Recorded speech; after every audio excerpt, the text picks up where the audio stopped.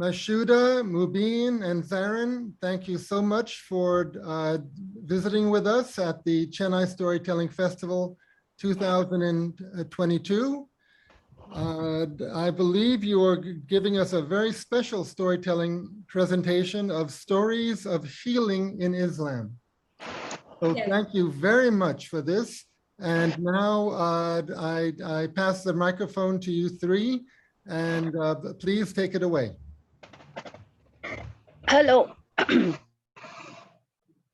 Assalamu alaikum wa rahmatullahi wa barakatuhu. Peace be upon you and God's mercy and blessings. Marhaba, welcome. Auzu billahi minash shaitanir rajim. Bismillahir rahmanir rahim.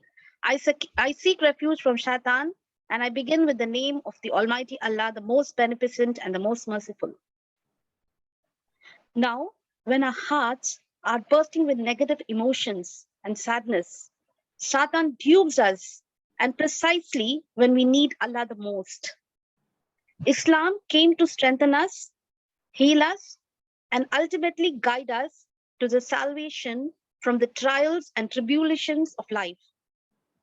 The world today is going into traumatic sufferings that is beyond imagination. All human beings suffer emotionally, and we can be hurt because of loved ones, loss of loved ones, the pain that loved ones cause us, sickness, and we sometimes face traumatic experiences such as home loss, job loss, surviving after a major accident. This is reality, and the world is facing it. When these people get scarred and they get emotionally damaged, they think that they cannot move forward in life. Now, I intervene and talk about the mother of Musa alayhi salam, Moses, Prophet Moses alayhi salam.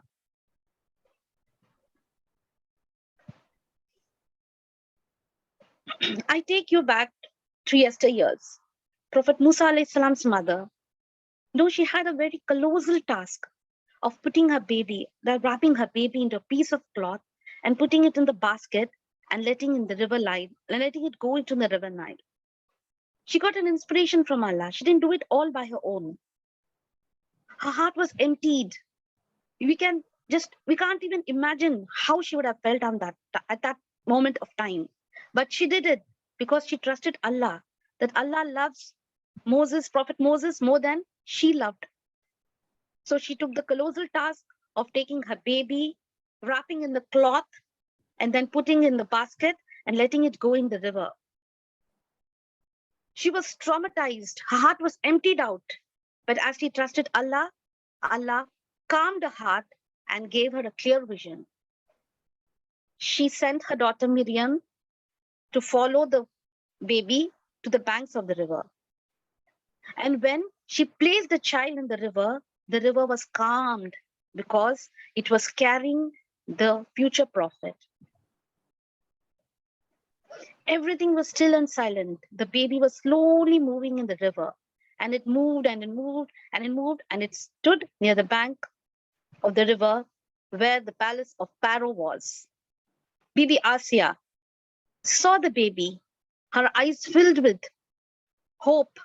She took the baby, she hugged the baby. God filled love in the hearts of Bibi Asiya. And this time, the Prophet Moses was being brought up in a place of his enemy. That was the wisdom of the Almighty. It is strange, but it is true. She took the child to the Pharaoh, and she said, I want to take care of this baby because we have no children. Please adopt it. The Pharaoh was also satisfied. Maryam followed, and she saw everything. And she rushed back to the home and told her mother about this. This was the wisdom of Allah. So healing comes when you have faith in Allah. Now, I like to introduce you to Ms. Mubeen Irshad, an author, a storyteller, a motivated speaker and a trainer, a passionate life skill instructional designer, and a transformational consultant. She has published 14 ebooks and created 250 plus authors.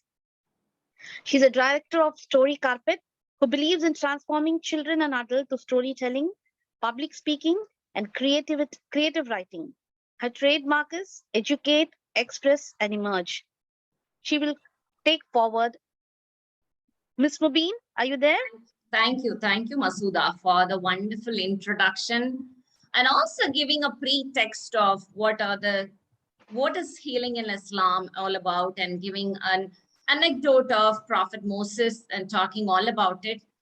And for me, I would like to give a special thanks to Eric Miller because from there the storytelling journey started. But after that, I have indulged in a lot of other programs which would benefit children and adults.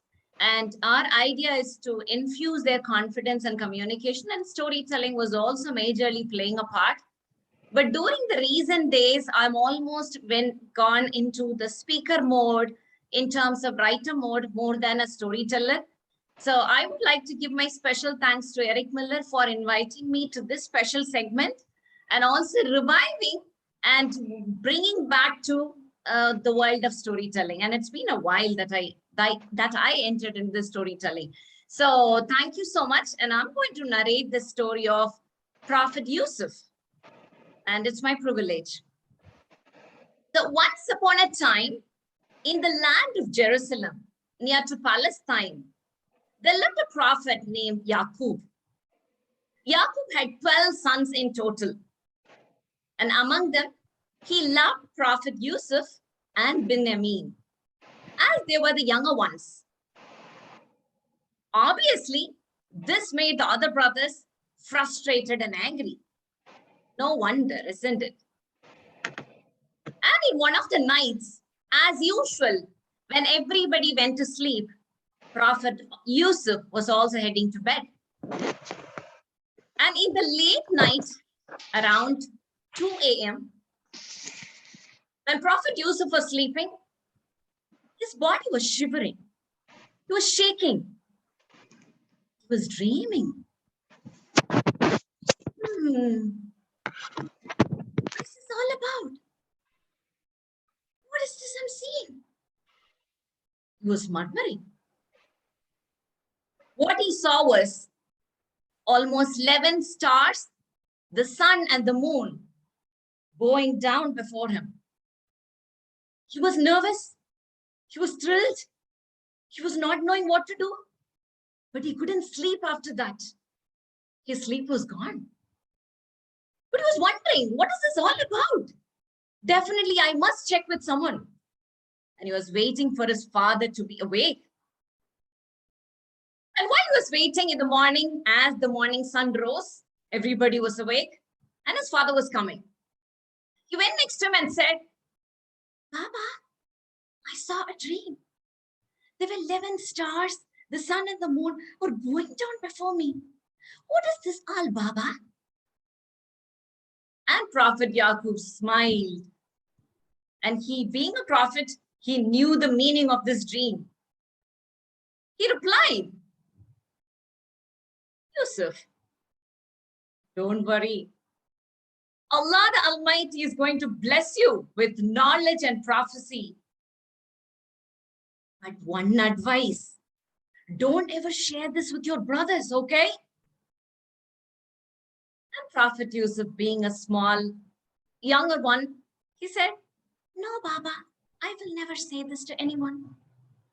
He promised and he left. But as I told you, Prophet Yusuf was naive, obedient, honest young man. And he was as innocent as an angel. He couldn't keep control of his mouth. He went to his brothers and shared all about this news, that the dream he had and what is he going to be and what his father told. Obviously, this increased the palpitation of the brothers, and they were still more angry. And one of the brothers said, why is our father always loving Yusuf? Another one said, probably he's very beautiful. Definitely our father has gone mad, you see? And the tension between the brothers were growing so high, and they were hatching an evil plan. One of them came forward and said, let's kill him so that we can get rid away from our life. Another one said, kill him? How can we do that? And one of the elder brother came forward and said, no, no, no. No need of all these things. I have a good idea. I know a well which is far away from here. We can leave Yusuf there. And the travelers who pass by the well can take him as a slave and put him in some other country. What is a big deal? And he will disappear forever from our father, forever from us. And that's easy. And all of the brothers said, yes, that is a good idea. Yes, yes, yes.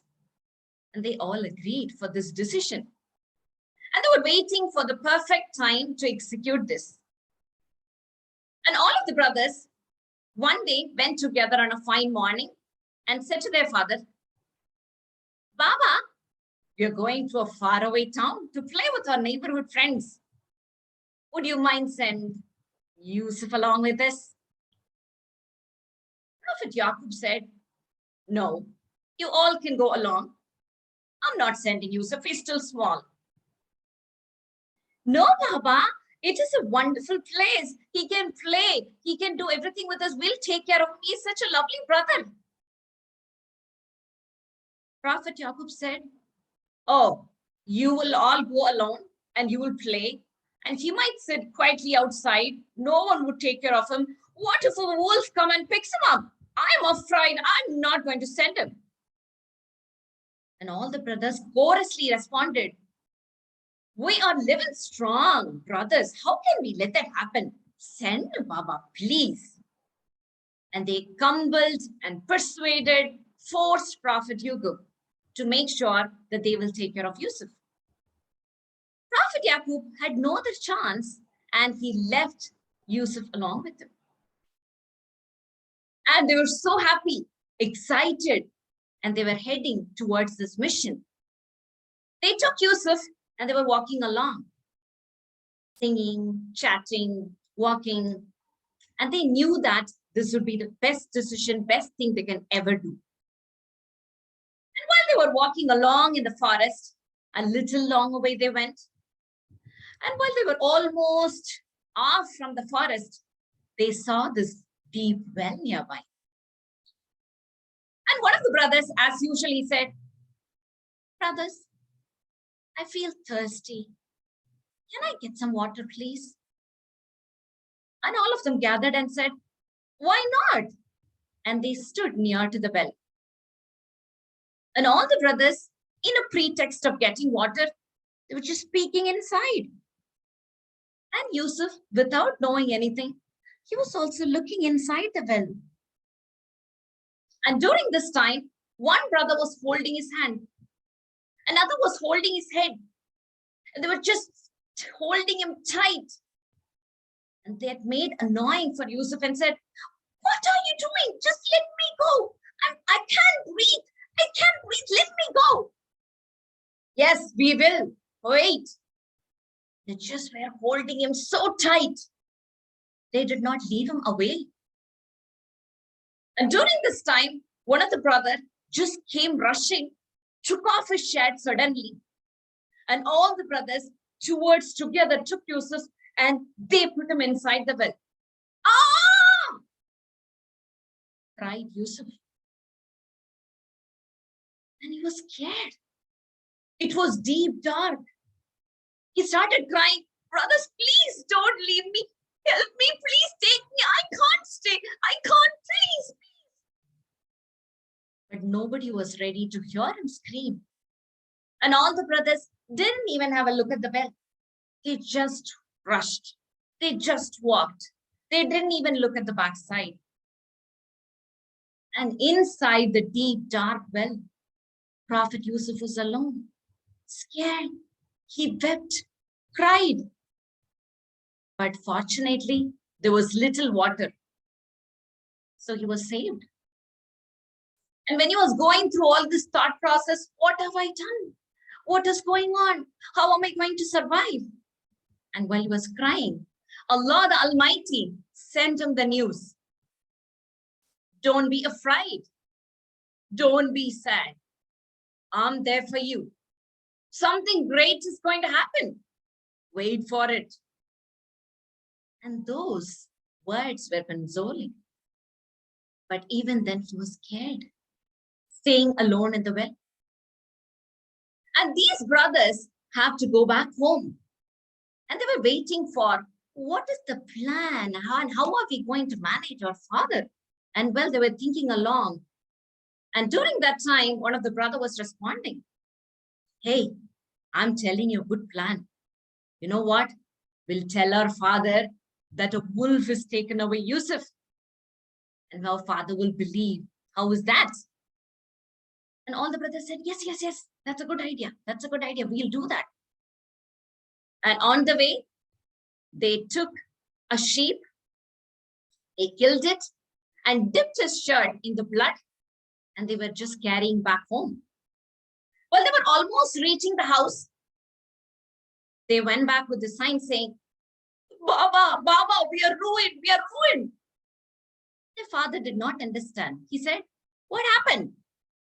Baba, while we were planning, where we were playing and doing all that with our friends, and we asked Yusuf to take care of our things because he was so small and we did not take him in our play and he was taking care of things. But after some time, after playing and doing everything with our friends, when we came back, we saw only the blood-stained shirt a little further away, Baba. Baba, we are ruined. We lost him. We lost Yusuf. Baba, Baba. And they were crying like make-believe cry to Prophet Yaqub. And looking at all that, looking at the shirt, Prophet Yaqub realized that whatever they were telling, it's all a lie. And he told himself, I know what you are planning is a lie. But I'm a father and I'm a prophet. And I'll wait for my son to come back. And he didn't say anything much. Because he knew when a wolf come and tear someone, the shirt will also be torn forever. But here the shirt looks intact. And he knew that it was all a lie. On that day night, Prophet Yaqub couldn't sleep. He was alone. He was thinking about his son. What would happen to Yusuf? Where is he? When would he come? Why is this test? What is this all about? And inside the deep well, Prophet Yusuf was also going through this turmoil. And during this time, as days were progressing, it was almost 10 or 15 days exactly. There were a set of travelers planning to go on a trip to Egypt. On the way, they felt thirsty and they were searching for the well. And one of the travelers came next to the well and he started letting his bucket down to take some water. And he was letting go of the bucket down. And here the Yusuf was seeing this. Am I going to be saved? And he got hold of the rope. And the traveler was about to take the water off and he was just trying to grab.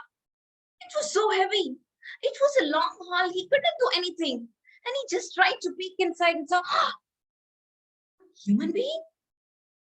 And he was happy because Yusuf was looking beautiful. And he called all his friends and said, hey, look at, there is a real treasure.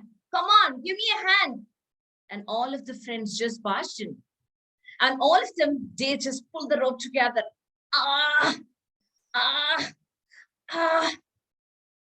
And they took Yusuf out.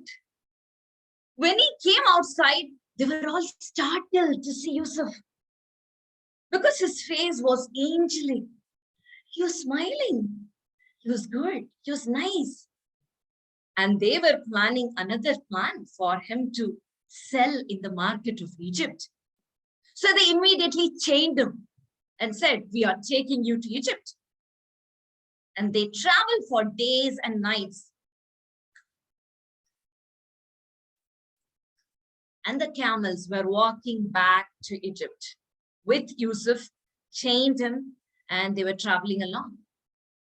So after days and months, they reached Egypt and they started auctioning him to a group of people. All of them were looking at Yusuf and he was looking good and nice and smiling.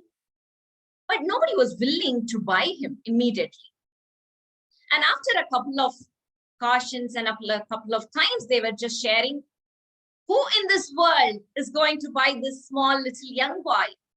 He's nice, he's beautiful, he's be of great help. And that was the time the chief minister of Egypt came with few silver coins and said, hey, you can just send him with me. I'm going to take him. So Yusuf, alayhi Islam, was sent along with the chief minister of Egypt, and he stayed in his house as the personal assistant for his wife.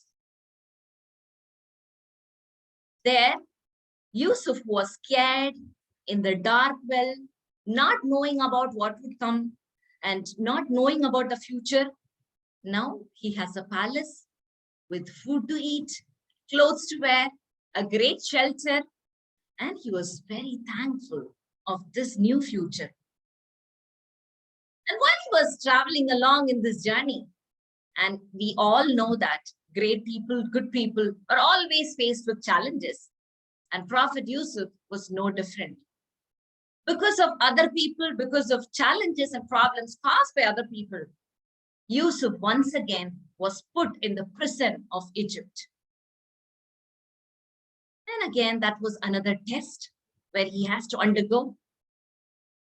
But while he was in the prison, he had the ability to interpret dreams. Whoever share any dream, he will be able to explain and share that to people.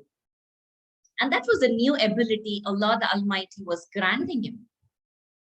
And he was able to share that with people. So during these days, one day when the king was also planning to think through in the night, he slept and he had a dream. He was confused about it. He wanted to share with people and understand what is this dream all about. And in the dream, he saw the river Nile receding. There was no water. The water was receding from the main place. And the fishes were about to die. And also he saw 7 fat cows were emerging out from Nile. And within some time, 7 lean cows were emerging out. And within no time, the 7 lean cows were trying to eat the 7 fat cows.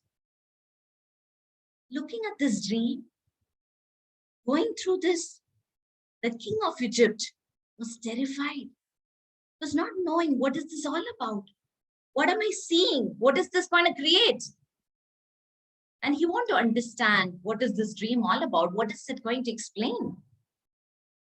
And he was sharing with the priests, sorcerers, and the ministers to find out the meaning, the explanation of his dream. But some of them said, maybe you had a great meal in the night, overloaded with food.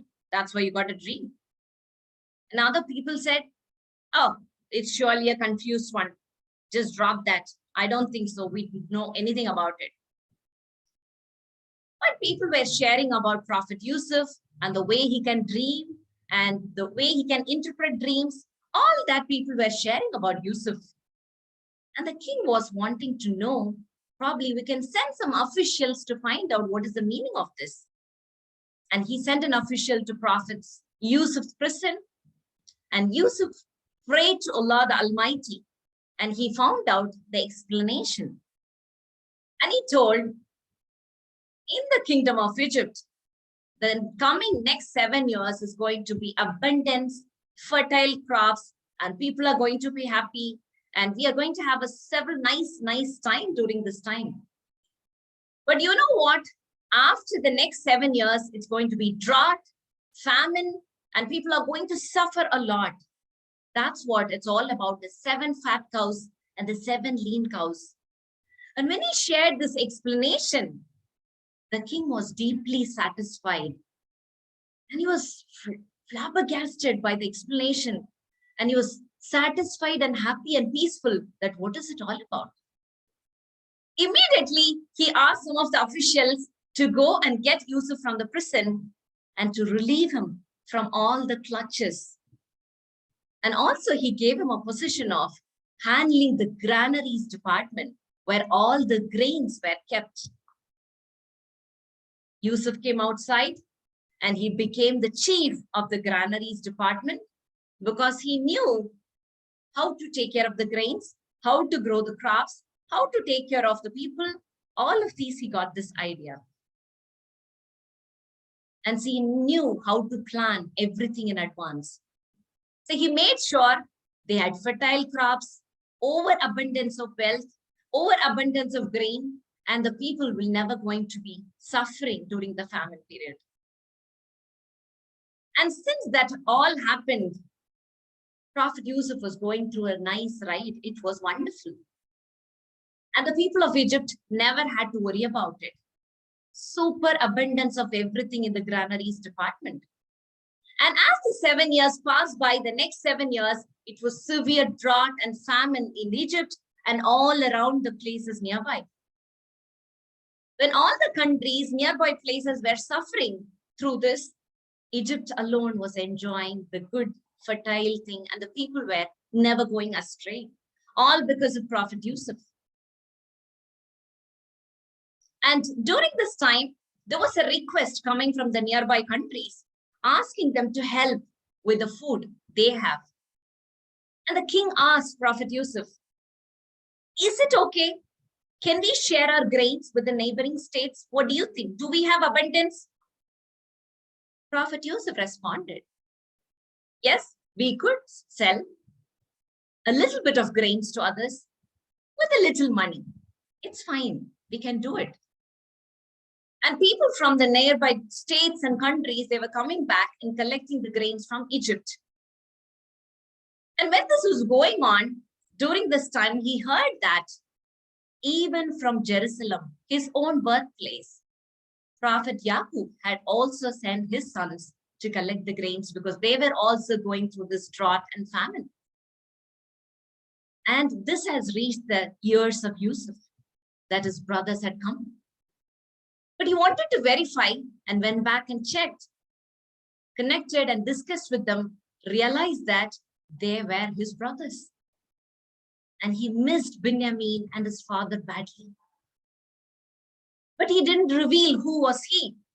And he told the brothers, next time, if you bring your younger brother, we will double up your grains. The brothers were excited. They went back. In another few months of time, they also got rid of the grains. It was almost scarce. So Prophet Yaqub once again sent the brothers to collect the grains. But the brothers said, no, father, we will not go without Binyamin. And because of their force and compulsion, Prophet Yaqub had to send Binyamin along with him. And it was a long journey. When they came, Prophet Yusuf was so happy to see Binyamin, but he didn't reveal anything to anybody. When all of them were sleeping in Egypt, quietly, privately, he went to Binyamin and said, I am your brother, the one whom you lost, and I missed you so much. And he revealed all about that, what happened. Binyamin was happy, and Prophet Yusuf was happy. They hugged each other, but they promised they'd never reveal this to anybody. And he wanted to keep Binyamin in Egypt itself. So he hatched a small plan. In all the grain bags, in Binyamin's bag, he hid king's golden trophy. And he asked the security officials to check all the bags. And when they checked, they realized that this golden cup was there in Binyamin. And they was trying to arrest him and keep him in Egypt, because that's the only way he can be with his brother. And all the other brothers pleaded to Yusuf and said, please let us go. Please leave Binyamin. At least one of us will stay, but we have given a promise to our father. We will bring him. Please let him go. But Prophet Yusuf did not allow that to happen. And he said, he has done a mistake. So let him be here. You go back and come. So one of the elder brothers stayed, and all the other brothers went back to their hometown. But Prophet Yaqub during this time was seriously sick. His eyesight was diminishing, thinking about Yusuf and thinking about another son, Binyamin. And all of these things were happening. And Prophet Yusuf wanted to check this time whether the brothers have evolved have progressed, have really in concern of their brother? Will they come back once again? He was just waiting for them. And after the time that they've promised that Binyamin will be released, and though those months were almost nearing, Prophet Yaqub once again shared, go back, fetch Binyamin and come. How hard you were. You don't have any kindness. You left Binyamin there. So after almost 8 months, they traveled back once again to Egypt, and they were pleading to Prophet Yusuf, let Binyamin go, and we want him back. When they came back, Prophet Yusuf had a mind, and his mind was also melting. And he wondered, how long can I keep this grudge? How long can I keep this not able to forgive? How long can I keep not to talk with my brothers? How long can I not reveal my truth? And he wanted to express himself and told the brothers, do you remember that you had a brother named Yusuf and you let him inside the well and you wanted to kill him? Do you know where he is now? They were shocked hearing just the sentences because they never knew who he is, how he knew about everything except the brothers. No one knew. They were shocked and confused. And that was the time Yusuf revealed who he was. And he was the one who's been safeguarded by the travelers. Now he is the chief of the granaries department, and he would love all of them back. And they apologized him sincerely. And they said that they need forgiveness from him. And also they shared about their father was suffering from everything. Even he lost his eyesight. And Prophet Yusuf gave a shirt of him to the brothers and said, go and throw this in my father's face. He will also get his eyesight back. And he also relieved, got his eyesight back. And it was almost the time the family was getting together. Prophet Yusuf was pleading to the king that his family would come back and stay in Egypt forever. All his brothers and his father came back, traveled along to Egypt, and they wanted to stay in Egypt forever. And when Prophet Yusuf was staying in the crown, Prophet Yaqub, along with the brothers, bowing down to him, expressed their gratitude. And that's when the dream, what he saw when he was young, the 11 stars, the sun and the moon, bowing down before him, came true. And that's the story of Prophet Yusuf. And why it is important to me was that forgiveness, forgiving people is something like a healing, and world is forgetting at this moment. And I want the world to understand forgiving is such an immense characterization. And if we can able to get that in our life, that's such a healing process. And thank you so much for bearing with me. I know that it was a lengthy story, but I would like to bring Prophet Yusuf to the world because it's my first Islamic storytelling, and I wanted to share this to people around here. Thank you so much. Loving you all.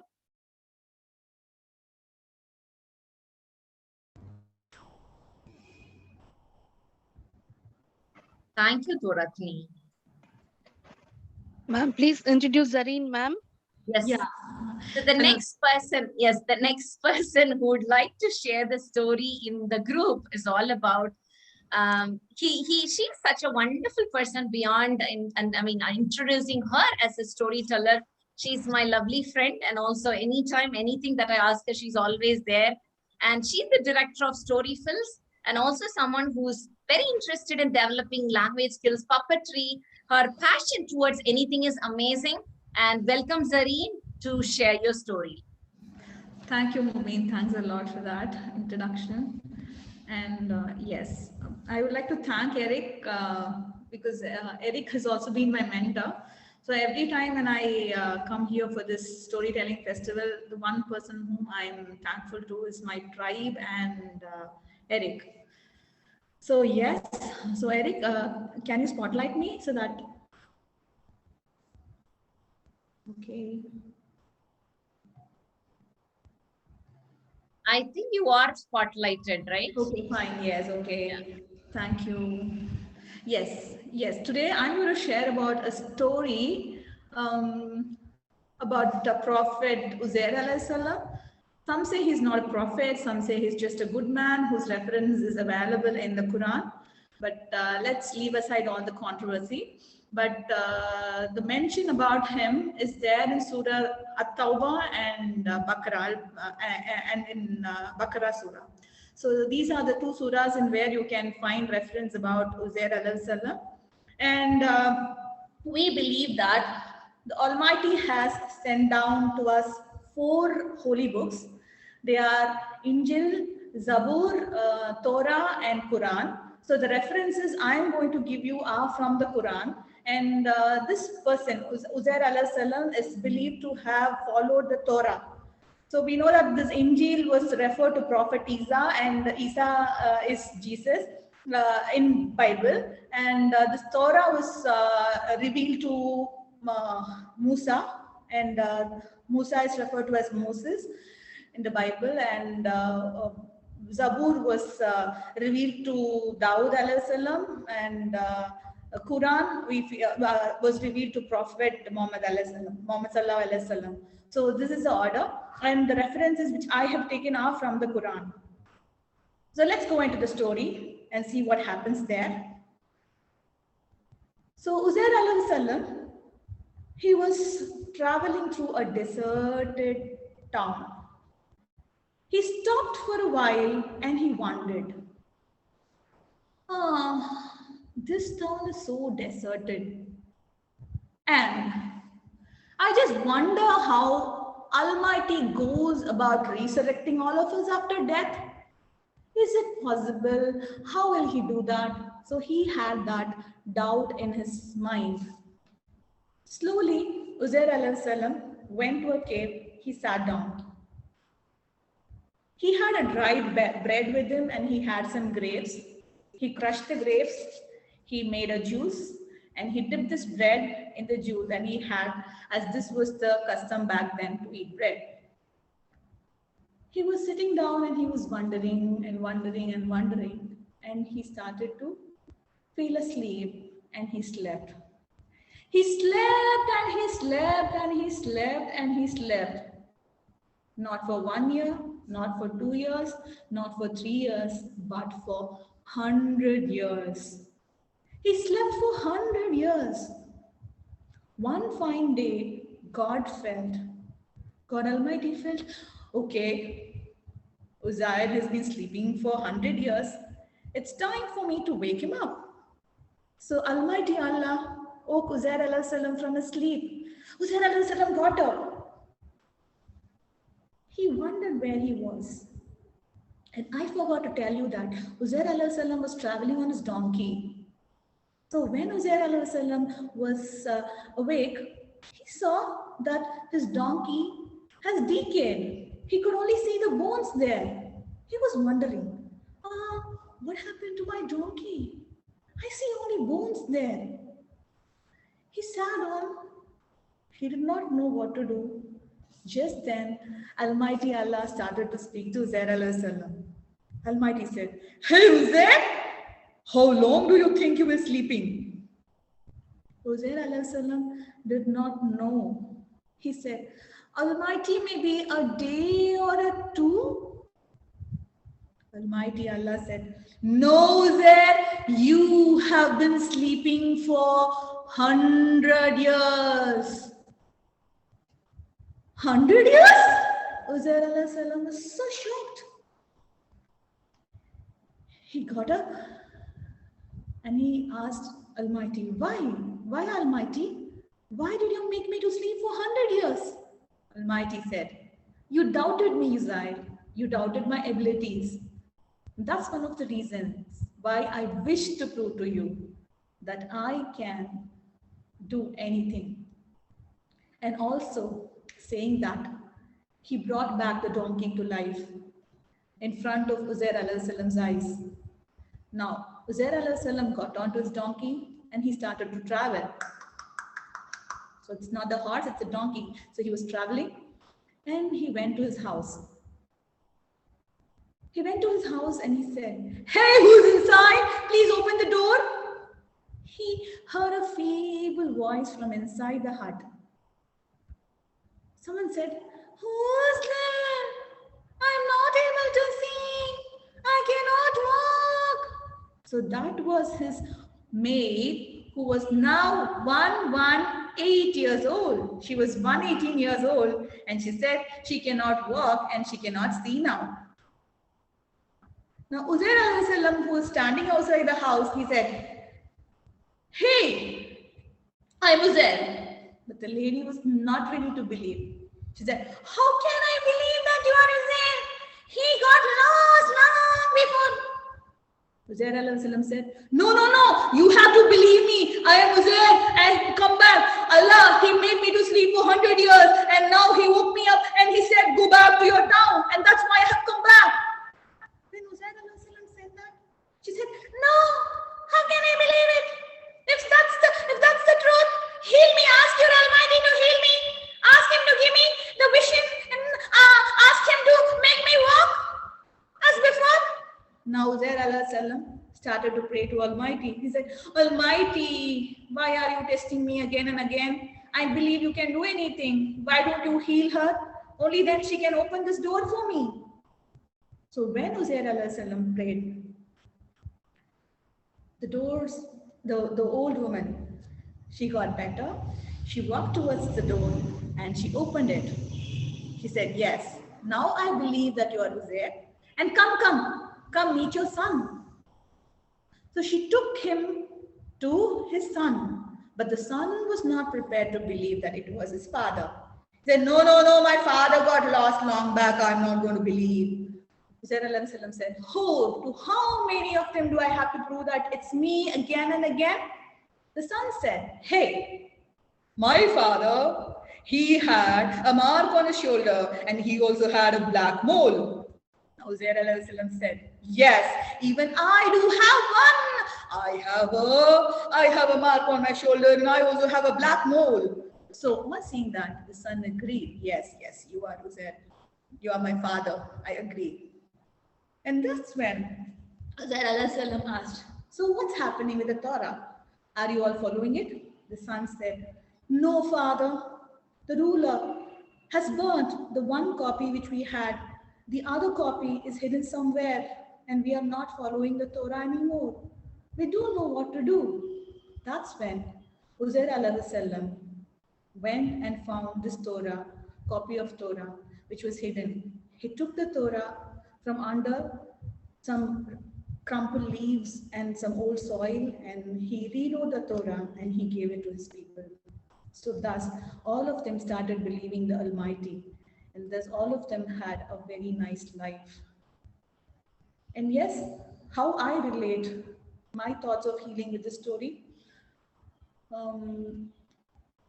Healing will take its own course, and we have to place our trust in the Almighty.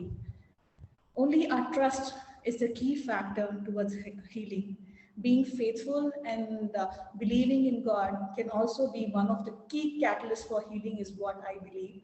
And that's one of the reasons why I chose to tell the story. And also the stories about Uzair alayhi salam is not shared much in many forums. So in Bible, he's referred to as Ezra. So that's one of the reasons why I wanted to tell this story here in this forum. So thanks much for the opportunity. And the next storyteller is Mashuda Muthi, and she loves to call herself the meticulous master. Meticulous master. Why meticulous master? It's because she believes to garden the thought of meticulous thinking. What are the thought of meticulous thinking in the gardens of young minds she deals with? She is a wonderful storyteller. She's a trainer and a trainee, and she's also a homemaker. And she has got almost 20 years of experience working with play schools. And yes, her project, Meticulous Masters, is aimed at meticulous learning and extended learning. So here I'm going to welcome Mashuda Muthi to share her story with all of you in this workshop. Thank you, everyone.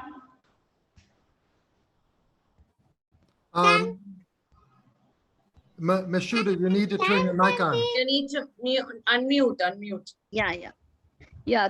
Today I will be telling the story of Ayub alayhi salam, who's known as Jacob in the Bible. No, peace be upon him. He was a very blessed man. Can you hear me? Can everybody hear me? Yes, Mashuda. Ayub alayhi salam was from the city of Hamran in Syria. And his wife Rahima was from the clan of Yusuf alayhi salam. Ayub alayhi salam was very handsome, healthy, wealthy, and he had all the riches, and was blessed in all types that anyone would love to. He had acres of lands filled with cattle, cows, sheep, and had 500 families working for him. He had lots of efficient children. He was loved by everyone, and he loved everyone. He was a very generous man, and there were no beggars in Hamran. Ayub alayhi salam was always thankful to the Almighty for all that he had. And it was at this time Satan was feeling very jealous of him. He was murmuring into the ears of the people of Hamran that Ayub alayhi salam is a healthy, wealthy man, and he was worshipping the Almighty Allah only because of the wealth, health, beautiful children, beautiful wife, and all these things that he possessed. If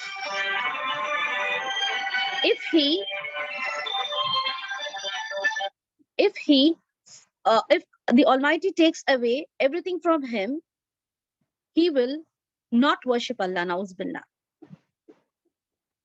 The people did not believe him initially, but as days passed by, he was spreading rumors. Satan was spreading rumors that about Ayub alayhi salam. The people of Hamran slowly were coming into his words, and they said, yes, maybe he's right.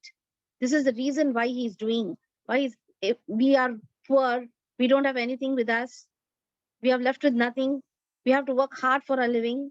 If we were blessed like Ayub alayhi salam, definitely we would also have worshipped Allah and thanked for him of the entire thing. Days passed by. Satan won. He felt that he won. Allah felt, yeah, I should test Ayub alayhi salam. Not for what Satan says, to let the people of Hamran know what is right and what is wrong. And he wanted to raise the status of Ayub alayhi salam. So the test began. You know how? One day when he was praying, people came running to him and said, your crops have been pillaged by the angry people. And no sooner this happened, a lightning came and it fell on his crop, and entire crop came into ashes. All his children were gathered in a hut and they were eating. At that time, the roof of the hut fell down and they killed all in one go. This was only the start. Ayub alayhi salam was affected by all the illness in his body. He was very weak. His bones were melting. He couldn't stand, he couldn't walk. He was affected with the skin disease eczema, itching all over his body, and he could not stand. Satan did not stop here also. He started whispering to the people of Hamran, saying that definitely Ayub alayhi salam would have done some fault. He must be a sinner. That is the reason why he is into this state today. If he stays here, maybe what has happened to him can happen to you. The people believed him and they were so ruthless and they forgot everything. And what they did, they asked him to leave the city of Hamran, and he had to shift himself to a desert, and they shifted to the desert under a tree and they were there.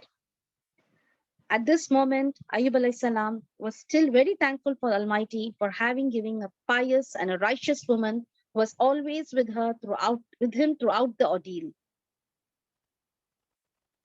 This lady, Rahima, she had to work hard and she had to go back to the city of Hamran, work in their houses, washing dishes.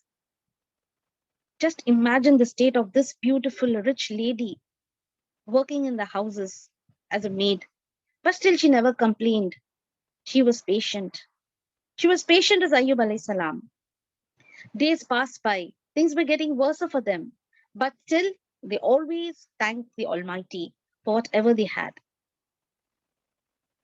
One day, the people of Amran planned not to give her work. She had no other choice. She cut her hair and brought bread for her husband because she couldn't see him starving from hunger because he was already loaded with the illness. When she took the bread and when she went to Ayyub alayhi salam and offered the bread, Ayyub alayhi salam saw her hair cut and he was very angry and he threw the bread. And he said, I don't want to eat anything from you. I don't want anything from you. And if I regain health, I promise I give you 100 lashes. Rahima was very sad. He was very sad. He cried. He bent his head and he said, O Prophet of Ayyub alayhi salam, why don't you pray God to end this test? Ayyub alayhi salam was shattered when he heard these words from Rahima. He asked, how many days we are in this distress? How many years? Were we not in good tranquility? Were we not in peace? Were we not rich more than this? But still, you want me to pray to God? I feel ashamed to do that. But Ayyub alayhi salam, he was really broken. He prayed to God, said, oh my God, Satan has touched me, my health, my wealth. Please, please help me. Allah recovered him from the illness. Immediately he sent down an angel to him with good tidings. An angel came down to Ayyub alayhi salam and said, peace be upon to you, O Prophet of Ayyub alayhi salam, for being patient. God has sent me to you and he has ordered me to tell you to stamp your feet on the ground and a spring will come and bathe from that spring and drink water from that spring and you will be healed and you will gain your energy. Ayyub alayhi salam did as what he was said. He knocked his feet on the ground. A spring came out, a cold water. He had his bath. He drank from it. After a few hours, Rahima came back. And he was surprised to see this young man under the tree. He said, oh, young man, did you see my husband? He was seated. He was lying down here. Ayyub alayhi salam said, Rahima, it's me. God has healed me.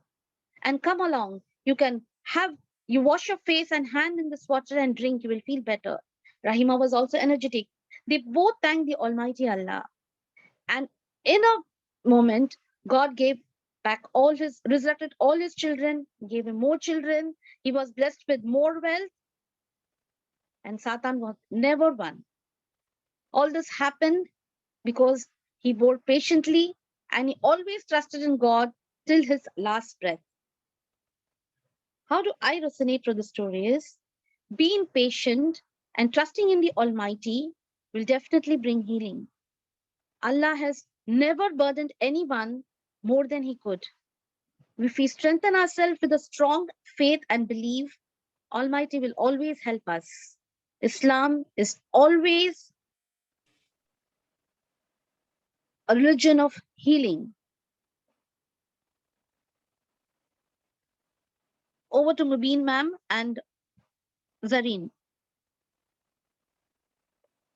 Thank you. Eric is here. Thank you, Mashuda, and thank you, Zarin, and thank you, Eric, for providing this opportunity for all of us to create a difference through Islamic stories and also healing stories in Islam. And as such, our timeline that you have allotted for us was from 9:30 to 10:30. So it's almost time. I'm not sure whether we would like to. Probably, I thought that we could take some resonations from the story that I have shared and Mashuda was sharing and Zarin was sharing about the prophets. Maybe probably if some people are listening to Islamic stories for the first time and the stories are real, that's the real stories which has really happened. There is no fictional elements added in any of the story.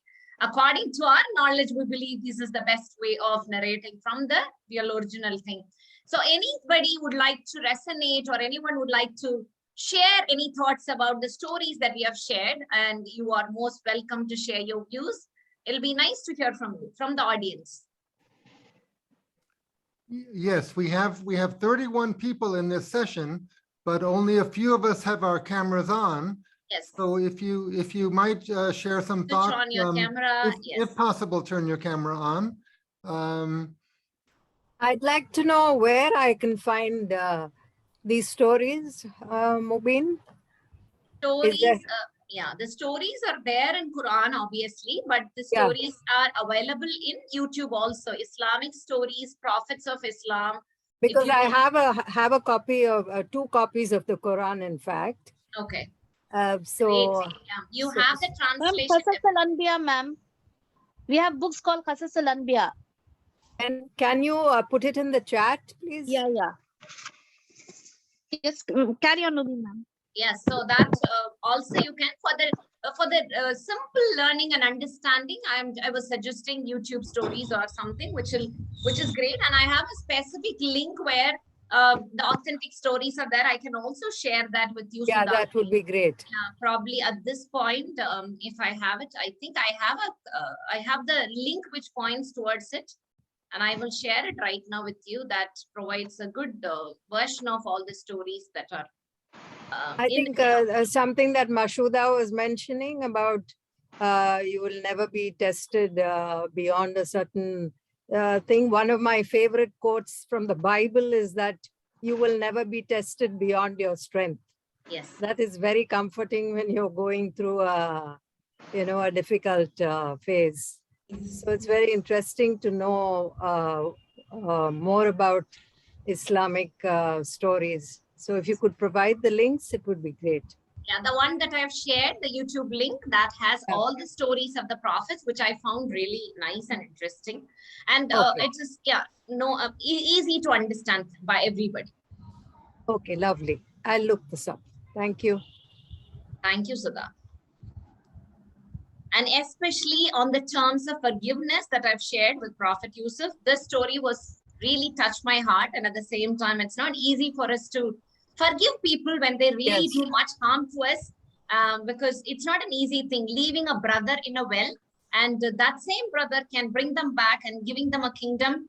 Obviously, it's not easy. And in this world of tiring times and challenges where we are not good in terms with even with our siblings, relatives in our own families, and this story can come and reflect upon how we can change our perspectives and say that forgiveness is a great technology and its rules. How we can able to heal ourselves. We will be better at peace rather than them. So I believe like they say, it's like carrying a piece of hot coal if you don't forgive. Yes. Yes, and I had a very big part to tell for the resignation portion, but still, I just want to add one point. And this resignation is not from the story which I narrated, but this is from a small incident. There was a black man called Hazrat Bilal. He was released from slavery, and he was the first person who said the adhan, the call for prayer. So that's one incident which tells us that that Islam is not judgmental. We don't judge people based on their skin color. We don't judge them based on their wealth.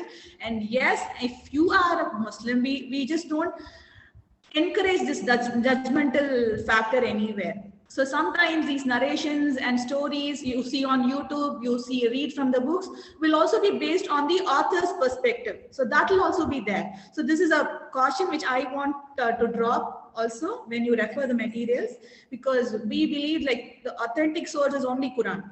So the perceptions and the facts given in the books and the videos are all based on the author or the person who's coming up with that. Yes, that's right. And I can check back with the Quran. Yes, you can. Yes. Okay. Okay, I want to. Sorry to interrupt once again, Eric. Qasas al-Anbiya from Darussalam, Mashuda, you've written, but I'm not sure whether they can get this as a book or a link we could share. Then probably they'll be able to get this easily. Okay. Yeah, that'll be. I want to thank the 3 of you so very, very much. This has been a very educational session because those of us who are not in Islam, we don't know the stories that are told and that are popular. We have no idea. So you have given us a sense, an introduction to the kinds of stories that that are part of the religion and culture. So we thank you very, very much for educating us in this way. Thank you And very I- much for listening to us. And thank you very uh, much, Eric, for giving us this platform. Thank you. It is our pleasure. And it's not easy, Eric. I don't think so. I would have ever narrated an Islamic story if you would not have given this platform. I would not have indulged and saw that there could be a life story of Prophet could be narrated as a story. So you gave me the avenue and I have explored a different sense of myself today. Appreciate you, acknowledge you for the time. Thank you. Well, it's an honor to the festival that you have led this session today. Thank you so much. Thank you very much.